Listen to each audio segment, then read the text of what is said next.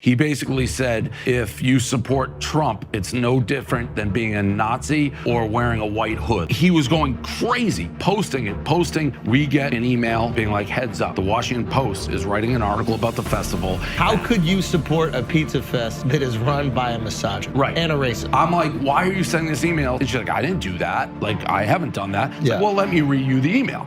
So you're doing the pizza So we're doing fest. a pizza festival.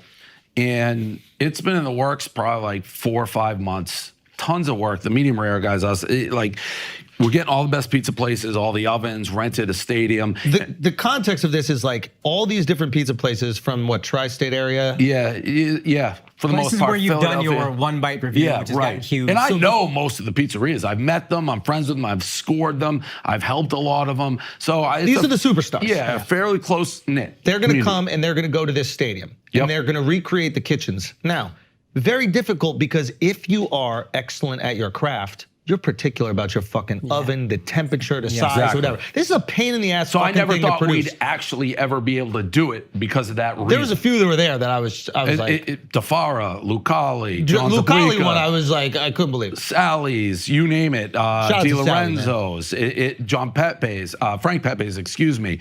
It was the thing. The best of the best pizza you can have. So they're all that. This is a big thing to put together. This is not, hey, we're gonna throw some pizzas in boxes and then deliver them to a park and then everybody grabs a slice. This is the fucking real. We looked at it and it looked like mini storefronts, basically. We let them pick their ovens. We went out and so there were all sorts of different types of ovens. It was a big production to put together. And then probably like a week and a half, it started this dude, Kenji Alt Lopez, who I'd never heard of, celebrity chef, like $1 million YouTube channel, 600 Instagram, and he started publicly tagging the pizza places and being like, how the fuck can you support Dave Portnoy and all the hit pieces that have been written, quoting them, including like, I'm a union buster, all this stuff, and just going crazy. He was also friends with the Washington Post. So where's his animosity for you coming from?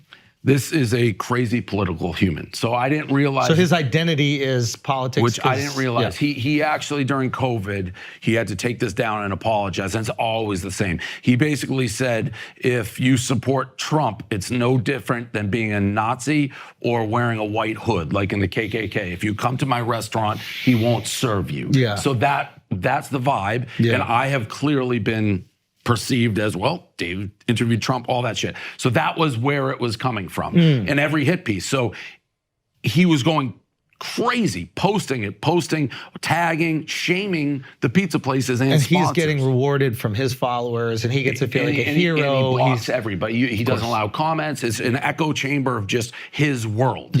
And there's 2 authors of the Washington Post article, Emily Heel. And then Tom Karmaman or something? Guess who he's a super fan of? Kenji Alt Lopez. Oh, well.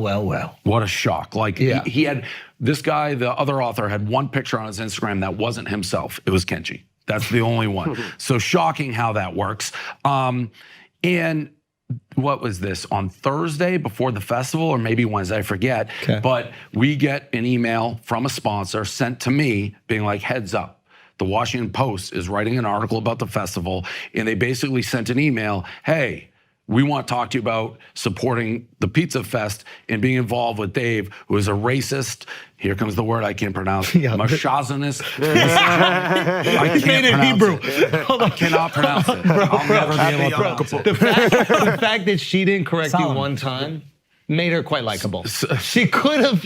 Somebody who is as unfamiliar with that term would never be able to pronounce it. Misogynist. Misogynist. And you're losing it already. And basically sent the email to the advertisers being like, please defend yourself, putting them in a box. Yeah, it was crazy. What the fuck is a sponsor supposed to say to How that? could you support a pizza fest that is run by a misogynist? And a racist. But they're also sending it to a bunch of old school Italians. What do they think they're going to say? This is my guy. Finally, our pizza. This was a major, like, blue chip sponsor, the one that sent So these are the sponsors, not the actual kitchens. Yes, but they did it to everybody.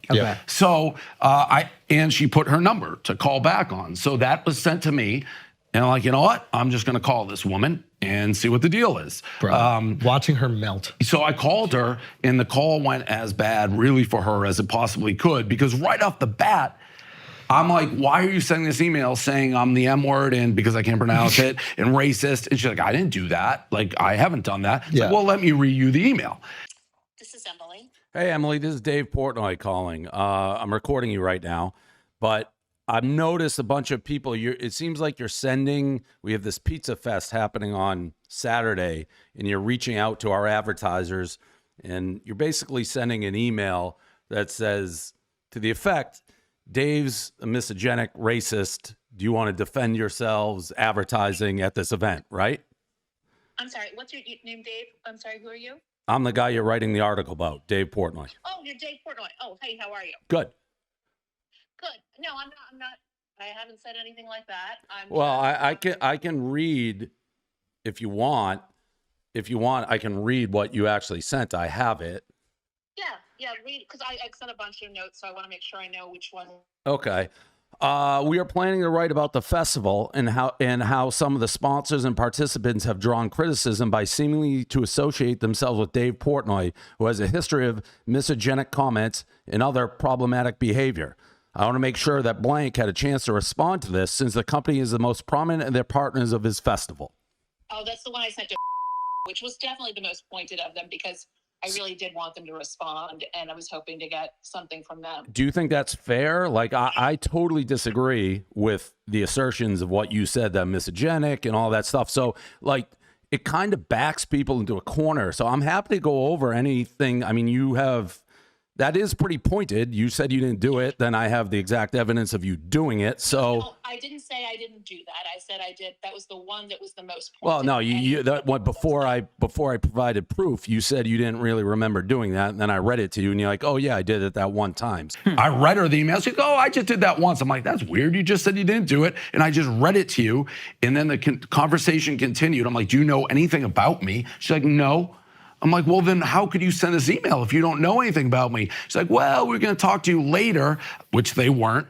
And continued on. She's and like, then the journalistic tactic, that was... She said, we only send something negative to try to get people to engage. It's a journalistic tactic. I'm like, well, that's fucking bullshit. So it's almost as if she's admitting that her form of journalism is to manipulate the person she's interviewing to satisfy the angle of the article. Totally. Which is no integrity in the journalism. It's, I'm gonna prompt you so that you react to this prompt, so I can take that one soundbite and be like, yes, we are aware that he does this stuff and we really questioned it, but maybe for the greater good, we thought it was okay. So now she's confirming who it is. But on the phone, I couldn't believe she said it. Me neither. She was just like, oh yeah, we fake stories. Yeah. That's the kind of the way that I interpret it. Clickbait is most journalism. At the Bro, end of the day. and I wonder 100%. if they have to compete with YouTube now.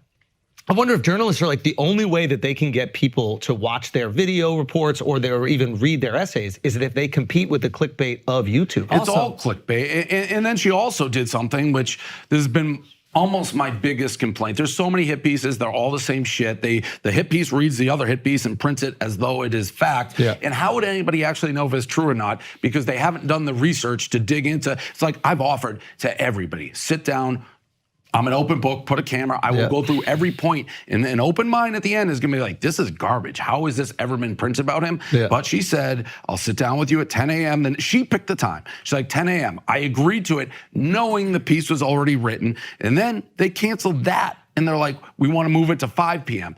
Well, the article has to come out in like 5 minutes. So why would I agree to that? Yeah, I didn't understand the angle right there, but I guess they wanted the call with you after the article would already be printed. Yes, so and you were trying to beat the article so that you could at least get a fair shake. And by the way, journalists, that's the thing. They don't want the fair shake because it puts them at risk. If you're printing something, you can always plead ignorance. I didn't know that. I didn't know that. You can't say that if you've spoken with me and I've basically given you facts and proof and evidence that contradicts what you're writing. Okay. So that's why they don't want the subject.